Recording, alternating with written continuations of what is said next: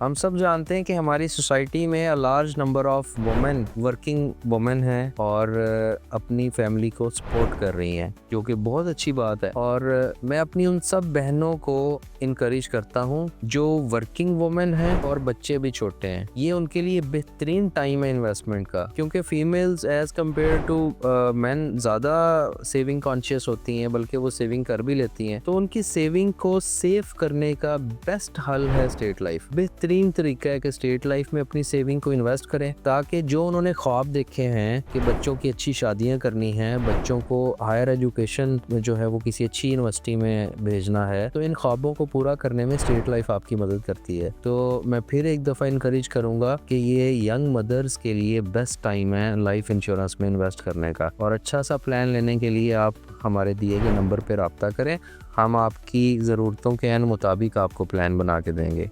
Thank you.